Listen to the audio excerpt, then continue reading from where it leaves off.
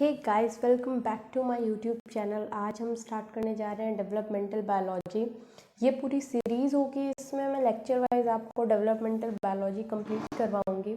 हर lecture के बाद मैं आपको माइंड मैप प्रोवाइड करूंगी, जिसमें आप 5 मिनट में पूरा लेक्चर रिवाइज कर पाएंगे।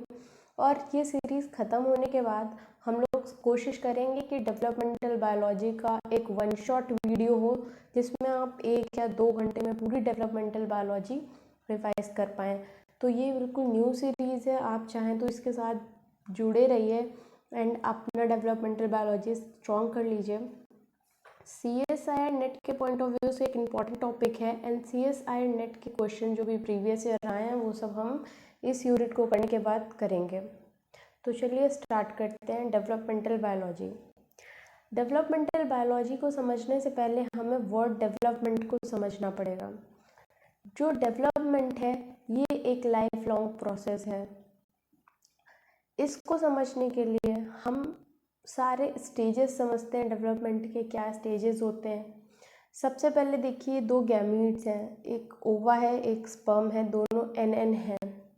इनमें फर्टिलाइजेशन हुआ और जायगोट फॉर्मेशन हुआ और जायगोट से बनता है लार्वा। मान लेते हैं हम यहाँ पे फ्रॉग का डेवलपमेंट पढ़ रहे हैं, तो लार्वा यानी टैडपोल बनेगा। जब जायगोट से लार्वा बन रहा होता है तो उसके बीच में जायगोट में क्लीवेज होता है, सेल्स में ग्रोथ होती है, सेल्स में कमिटमेंट होती है, फेट डिसाइड होता है सेल्स का, डिफरेंशिएशन होता है और मॉर्फोजेनेसिस होती है। ये सारे प्रोसेसेस होते हैं, उसके बाद ही लार्वा का फॉर्मेशन होता है और फिर लार्वा से बनता है एडल्ट। लार्वा से एडल्ट बनता है तब उसे हम बोलते हैं मेटामॉर्फोसिस होती है उसमें, और एडल्ट बनने के बाद वो अपनी पूरी लाइफ सरवाइव करता है और उसकी लास्ट में डेथ हो जाती है। तो ये जो पूरा प्रोसेस है जायगोट से लेकर के डेथ तक का, यही पूरा डेवलपमेंट है। जायगोट से डेथ तक की जो सीरीज है, a series of progressive changes taking on the successive forms that कैरेक्टराइजेज the list of an organism, इसको हम बोलते हैं क्या? डेवलपमेंट। आई होप अब आपको डेवलपमेंट की डेफिनेशन बहुत अच्छे से आ गई होगी कि जायगोट्स बनने से डेथ होने तक के बीच में जितना प्रोग्रेसिव चेंज है वो सब डेवलपमेंट है। चलिए अब आगे चलते हैं। Fundamental questions in developmental biology. अब ये यूनिट स्टार्ट करने के साथ साथ हमें कुछ क्वेश्चंस अपने दिमाग में रखने होंगे। इन्हीं क्वेश्चन का सॉल्यूशन ढूंढते ढूंढते हम ये पूरी यूनिट कवर करेंगे। सबसे पहले डिफरेंशिएशन क्या होता है? डिफरेंशिएशन मतलब सेल्स कैसे डिसाइड करती हैं कि कौन क्या बनने वाला है, इनमें डिफरेंशिएशन कैसे होता है। फिर पैटर्न फॉर्मेशन, यहाँ पे बेसिकली होना चाहिए पैटर्न फॉर्मेशन आई गेस, कि ये कैसे पैटर्न्स बनते हैं सेल्स में। फिर morphogenesis and growth, reproduction, environmental integration और इवोल्यूशन, ये सारे फैक्टर्स जो हैं डेवलपमेंट को अफेक्ट करने वाले, इन सारे फंडामेंटल फैक्टर्स को हम डिटेल में देखेंगे और समझेंगे। चलिए स्टार्ट करते हैं अब लाइफ साइकिल से। एक लाइफ साइकिल क्या होती है? सबसे पहले मैंने आपको बताया स्पर्म एंड एग है, इनमें फर्टिलाइजेशन हुआ और फर्टिलाइजेशन होने से एक जायगोट बना। जायगोट के बाद सबसे पहले डिवीज़न होता है और 2 सेल स्टेज बनती है। ये 2 सेल स्टेज में जो सेल्स हैं, इस एक सेल को हम क्या बोलते हैं? ब्लास्टोमियर। इस 2 सेल स्टेज को क्या हम बोल सकते हैं? 2 ब्लास्टोमियर स्टेज, बिल्कुल बोल सकते हैं। ये हो गई 2 ब्लास्टोमियर स्टेज। फिर डिवीज़न होता है और 8 सेल स्टेज बनती है। फिर डिवीज़न होता है और मोरुला बनता है, जिसमें मल्टीपल सेल्स हैं। तो यहाँ पे जो 2 cell to 8 cell to morula बनने का ये जो पूरा प्रोसेस है, इसको हम बोलते हैं क्लीवेज। यानी सेल्स में क्लीवेज हो रहे हैं, यानी एक सेल से 2 सेल बन रही हैं, 2 से 4 ऐसे करके सेल्स में डिवीजन हो रहा है, तो इसको हम बोलते हैं क्लीवेज होना। क्लीवेज के साथ साथ यहाँ पे और क्या होता है? ग्रोथ हो रही होती है। अब देखिए, हमने फर्टिलाइजेशन से मोरुला तक का प्रोसेस समझ लिया। फर्टिलाइजेशन से 2 सेल स्टेज बनी, 2 से 8 सेल स्टेज बनी, मोरुला बन गया। अब आता है नेक्स्ट स्टेप, मोरुला के बाद बनता है ब्लास्टुला। ब्लास्टुला सेल स्टेज का कैरेक्टरिस्टिक क्या है कि ब्लास्टुला में बीच में ये कैविटी लाइक स्पेस बन जाता है जिसको हम बोलते हैं ब्लास्टोसील कैविटी। इसके अंदर फ्लूइड फिल हो जाता है। ब्लास्टोसील कैविटी का फॉर्मेशन होता है ब्लास्टुला स्टेज में, और यहीं पे ही कमिटमेंट होने लगता है। कमिटमेंट से हमारा मतलब है कि यहीं से ही डिसाइड होने लगता है कि किस सेल का क्या फेट होने वाला है, कौन सी सेल क्या ऑर्गन या क्या जर्म लेयर बनाएगी, फिर वो जर्म लेयर कौन सा ऑर्गन फॉर्मेशन में पार्टिसिपेट करेंगे। तो यहाँ पे जो कमिटमेंट होता है, अपना जो वर्क डिवीजन होता है, वो सब ब्लास्टुला स्टेज से स्टार्ट हो जाता है। और कमिटमेंट के बाद नेक्स्ट स्टेप यहाँ पे देखिए जर्म लेयर आपको दिख रही होंगी, ये 3 जर्म लेयर, एक आउटर लेयर, फिर mid layer and then endoderm. ये जो तीनों लेयर हैं, ये फॉर्मेशन हुआ, इसको हम बोल रहे हैं डिफरेंशिएशन होना।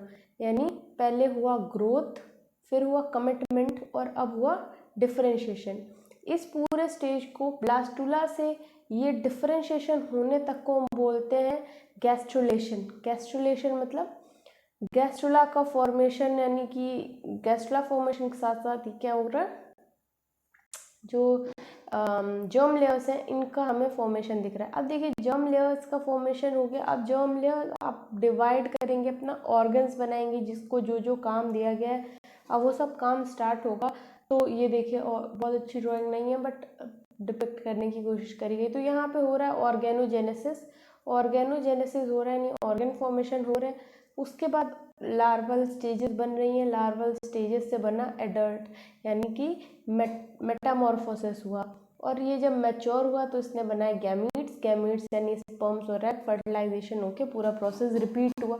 तो बेसिकली ये देखिए लाइफ साइकिल में जो 4 मेन इवेंट है, सबसे पहले वो है क्लीवेज, गैस्ट्रुलेशन, ऑर्गेनोजेनेसिस और मेटामॉर्फोसिस। ये हैं 4 मेन इम्पॉर्टेंट, जो बोल सकते हैं लाइफ साइकिल को अगर डिवाइड करके पढ़ें तो यही 4 इवेंट मेनली हो रहे होते हैं। अब देखते हैं evolution of developmental biology. Evolution of developmental biology में हम देखेंगे कि कौन कौन से साइंटिस्ट हैं, उन्होंने क्या क्या डिस्कवर किया या क्या क्या फाइंडिंग्स दी हैं बायोलॉजी में। तो सबसे पहले स्टार्ट करते हैं एरिस्टोटल से। एरिस्टोटल ने फर्स्ट रिकॉर्ड किया differences in life cycle of animal, यानी ओविपेरेसिटी, विविपेरेसिटी, ओवोविविपेरेसिटी, ये सारे टर्म्स जो हैं ये एरिस्टोटल ने दिए। ओविपेरेसिटी का मतलब उन्होंने बताया एग लेइंग एनिमल, विविपेरेसिटी मतलब लाइफ बेयरिंग एनिमल, ओवोविविपेरेसिटी का मतलब इन्होंने दिया egg retained in female body. Oviparity का जो एग्जाम्पल है वो है रेप्टाइल्स, बर्ड, और विविपेरिटी के एग्जाम्पल्स हैं मैमल्स। मैमल्स में भी जो मोनोट्रम्स हैं ये एक्सेप्शन है विविपेरिटी का, क्योंकि ये मोनोट्रम्स जो हैं ये ओविपेरिटी शो करते हैं। और फिर ओवो विविपेरिटी के जो एग्जाम्पल्स हैं वो है स्नेक और शार्क्स। और एरिस्टोटल ने ये डिफरेंसेस जो लाइफ साइकिल के एनिमल्स में, इनके अलावा कुछ और फाइंडिंग्स दी। उनमें से दूसरी है इन्होंने डिवीजन पैटर्न्स की स्टडी करके बताया। इन्होंने 2 टाइप के डिवीजन पैटर्न दिखाए बताया फर्टिलाइज्ड एग में, जो कि है होलोब्लास्टिक क्लीवेज और है मीरोब्लास्टिक क्लीवेज। होलोब्लास्टिक क्लीवेज मतलब कंप्लीट डिवीजन, यानी कि 2 इक्वल पार्ट में कंप्लीट डिवीजन। और मीरोब्लास्टिक क्लीवेज का डिवीजन का मतलब हुआ कि यहाँ पे पार्शियल डिवीजन हुआ। अब आगे चलते हैं। फिर आती है थ्योरी ऑफ एपिजेनेसिस। एरिस्टोटल ने ही थ्योरी ऑफ एपिजेनेसिस दी। एरिस्टोटल फर्स्ट पर्सन थे जिन्होंने ये थ्योरी प्रपोज करी। इन्होंने चिक एम्ब्रियो के डेवलपमेंट को स्टडी करते करते एपिजेनेसिस थ्योरी भी दी थी। एपिजेनेसिस थ्योरी बोलती है कि no new structure develop progressively in the embryo during the development. बोला गया कि जो नए नए स्ट्रक्चर्स बनते हैं ये प्रोग्रेसिवली बनते हैं एम्ब्रियो में ड्यूरिंग उसके डेवलपमेंट में। सेकेंड चीज़ इन्होंने बोली कि कोई प्री फॉर्म यानी पहले से ही बना हुआ टिश्यू नहीं होता है, जो कि कोई ऑर्गन बनाने का फेट पहले से ही पता हो। ये सारे जो टिश्यूज हैं ये ड्यूरिंग डेवलपमेंट ही फॉर्म होते हैं। फिर नेक्स्ट साइंटिस्ट आए हिप्पोक्रेट। इनका बहुत ही ज़्यादा मिसलीनियस सा स्टडी था। इन्होंने बोला कि जो सीमेन है ये यूट्रस के अंदर जाके मिक्स होता है और मेल और फीमेल के इस जूसेस मिक्सचर से बनता है एम्ब्रियो। तो इनका बिलीव था man and women each contributed semen that mixes in the uterus to form the embryo. इन्होंने बोला कि women semen and man semen दोनों यूट्रस में मिक्स होते हैं और एम्ब्रियो बनता है, जो कि बिल्कुल गलत है क्योंकि फीमेल्स में तो कोई सीमेन नहीं पढ़ा आज तक हमने। तो ये इनकी अपनी थ्योरी थी। फिर उसके बाद आई theory of preformation. Theory of preformation ऐसी थ्योरी थी कि बोला गया कि हाँ, जो एडल्ट बनने वाला होता है उसका मिनिएचर वर्जन जो है ये पहले से ही स्पर्म या एग में प्रेजेंट होता है। इसको बोलते हैं थ्योरी ऑफ प्री फॉर्मेशन। और जो ये जो मिनिएचर वर्जन दिखाया गया एडल्ट का, इसको नाम दिया गया होम्युन्यूक्लियस। तो ये देखिए लिखा हुआ organism develop from the miniature version of themselves called homunculus. ये ऐसा देखिए स्ट्रक्चर होता है होम्युन्यूक्लियस का। ये स्पर्म जैसा स्ट्रक्चर है, ये स्पर्म का हेड है, ये टेल है, और यहाँ पे ये मिनिएचर एडल्ट दिख रहा है जिसके लिम्स हैं, पूरा हेड है, एब्डोमेन भी दिख रहा है, लेग्स एंड हैंड्स एंड सारी चीज़ें दिख रही। तो होम्युन्यूक्लियस का यहाँ पे टर्म जो दिया गया, इन्होंने बोला ये एक ऐसा वर्जन है जिसमें मिनिएचर फॉर्म में एडल्ट प्रेजेंट होता है, उसी के डेवलपमेंट से आगे एडल्ट का फॉर्मेशन होता है। और क्या बोला गया, all the parts of embryo were existed within the germ cell. Embryo के जितने भी पार्ट्स हैं वो सारे जर्म सेल्स में एग्जिस्ट करते हैं। One of it is parents prior to the fertilization. कोई ना कोई एक पेरेंट्स में तो ज़रूर ही ये कैरेक्टरिस्टिक जो इन्होंने बताया कि ये जो होम्युन्यूक्लियस वाले कैरेक्टरिस्टिक हैं वो किसी ना किसी पेरेंट्स में तो प्रेजेंट होंगे ही फर्टिलाइजेशन से भी पहले।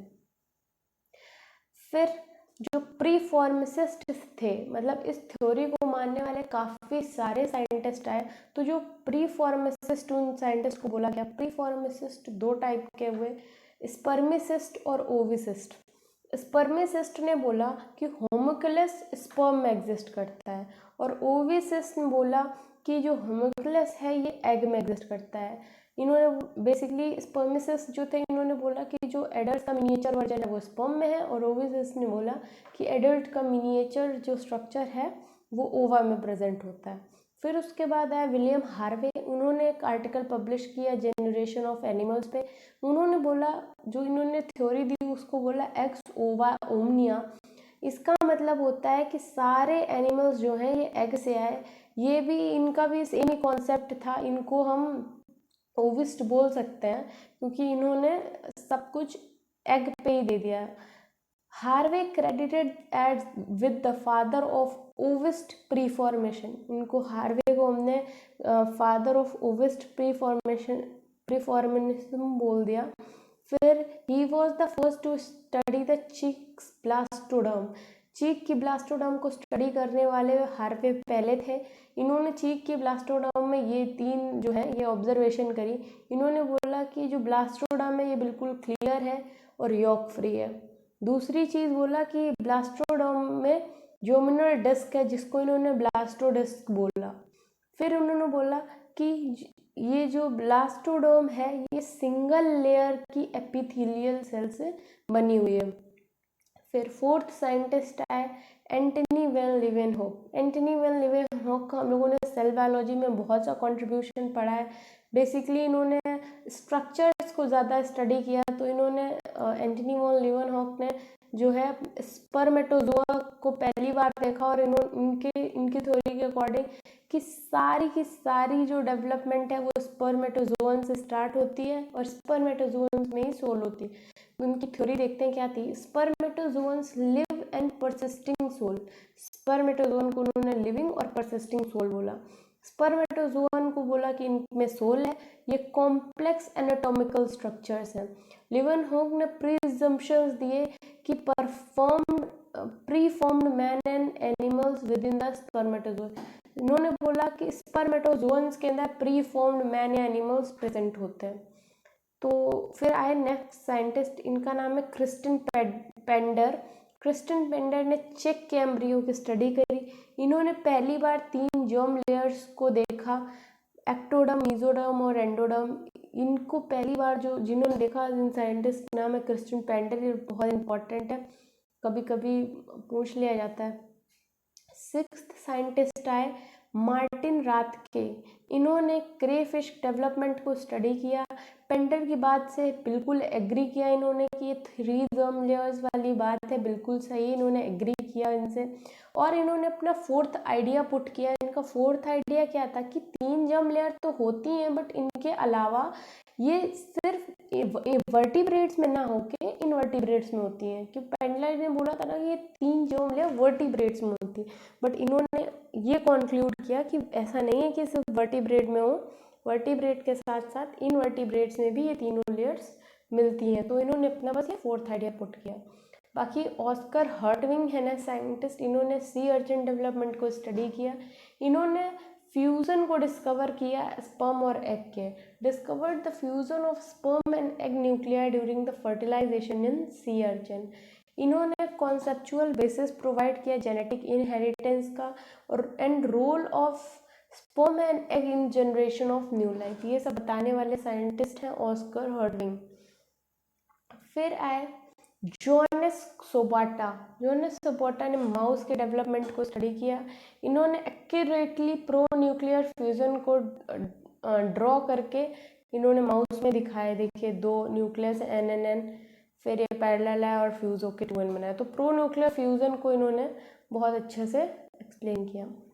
फिर आते हैं नेक्स्ट थ्योरी पे, जिसका नाम है रिकैपिचुएशन थ्योरी। इसे मार्कल सर्विस लॉ भी बोलते हैं। ये हैकेल ने दी थी। रिकैपिचुएशन थ्योरी बोलती है कि जो ये डेवलपमेंट हो रहा है, इसमें जो एडल्ट जो एम्ब्रियोज हैं, ये पहले इवोल्यूशनरी एडल्ट का फॉर्म लेते हैं, उसके बाद इनका जो है ये डेवलपमेंट होता है। तो चलिए अब देखते हैं हम लोग क्या इनका सीन है। देखिए ये इधर ये स्टेजेस लिखी हुई हैं, एडल्ट, एम्ब्रियो और एग। ये जो बीच में सर्कल है ये एग है। देखिए यहाँ पे ये एग है, एग से एम्ब्रियो बना और एम्ब्रियो से एडल्ट फिश बन गया।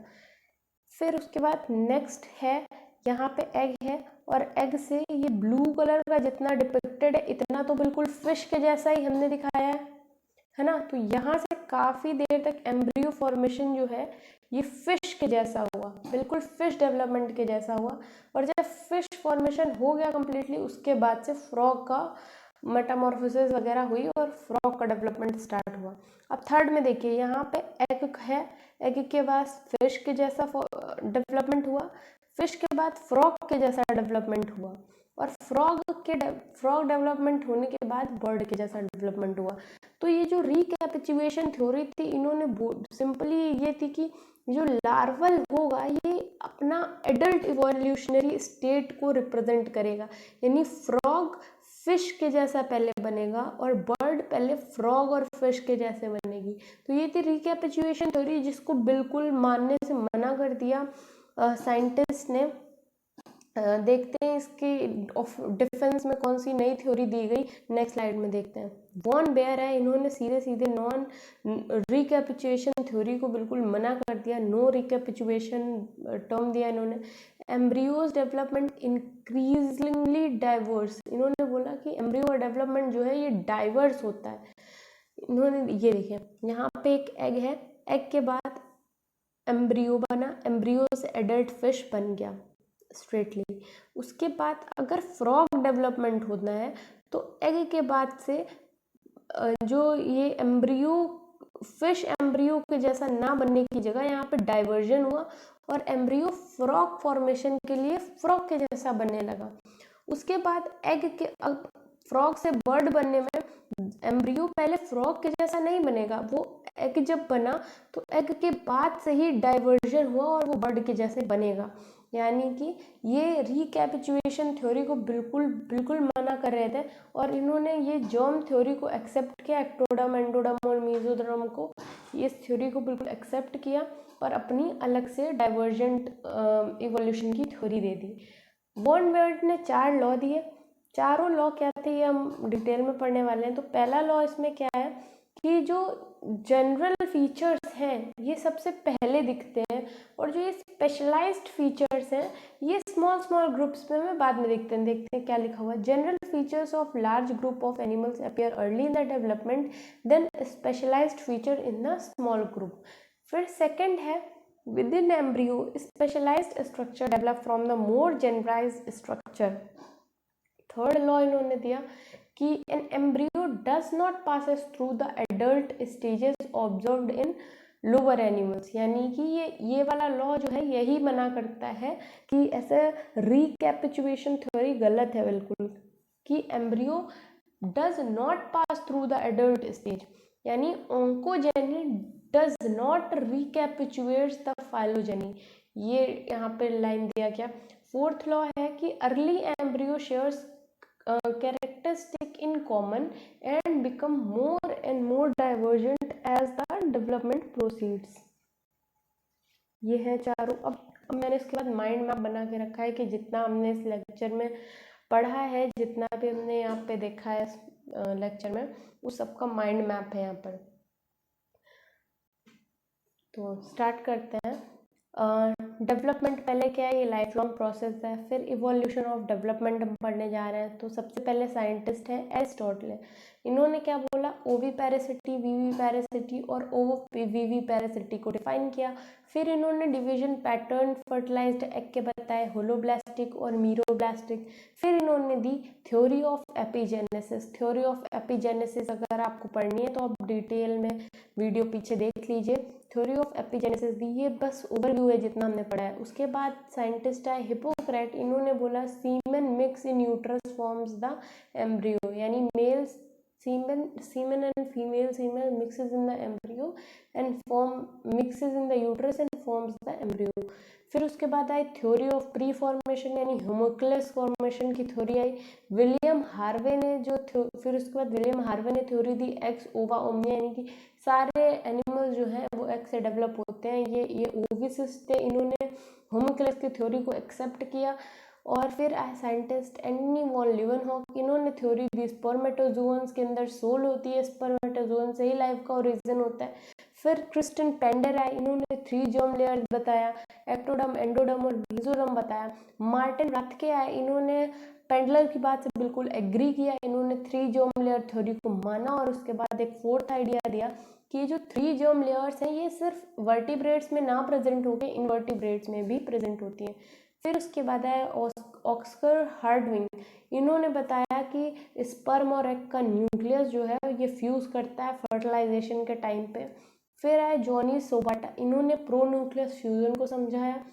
फिर उसके बाद जो हमने पढ़ी वो थी रिकैपिचुएशन थ्योरी। रिकैपिचुएशन थ्योरी हैकेल ने दी, मैकल सर्विस लॉ बोलते हैं इसको। रिकैपिचुएशन थ्योरी में बोला गया कि developmental stages recapitulate adult evolutionary stage. फिर उसके बाद इसके अगेंस्ट में आई वॉन वेयर थ्योरी, इन्होंने नो कैपिचुएशन बोला। 4 लॉ दिए। पहला लॉ था कि एम्ब्रियो में सबसे पहले जनरल फीचर्स अपेयर होते हैं।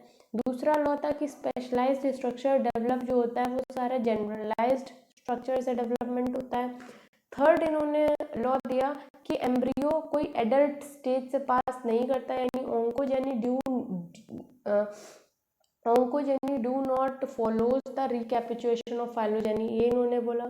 फिर फोर्थ जो लॉ है इसमें बोला गया कि अर्ली एम्ब्रियो जो है ये कॉमन कैरेक्टरिस्टिक शो करते हैं, और जितना जितना ये डेवलपमेंट आगे बढ़ता जाता है उतना ज़्यादा डाइवर्जेंट सारा कैरेक्टरिस्टिक्स हमें मिलते जाते हैं। तो ये था डेवलपमेंट बायोलॉजी का फर्स्ट चैप्टर, जिसमें हमने हिस्ट्री, डिस्कवरीज, ये सारी चीज़ें पढ़ी हैं। एक बेसिस मिल गया हमको हमारी स्टडीज़ को आगे लेके जाने का और डेवलपमेंट को और डिटेल में समझने का। तो अगर आपको ये वीडियो अच्छा लगा है तो प्लीज़ इस चैनल को सब्सक्राइब करिए, वीडियो को लाइक करिए, अपने फ्रेंड्स के साथ शेयर करिए। And thank you. एंड आगे की वीडियोस देखने के लिए बेल आइकन को प्रेस कर लीजिए और प्लीज़ अपडेट रहिए। Thank you. और हाँ, ये वीडियो अगर ये आपको डाउनलोड करना है ये PDF, तो आप हमारे टेलीग्राम चैनल से इस PDF को डाउनलोड कर सकते हैं। Finally thank you.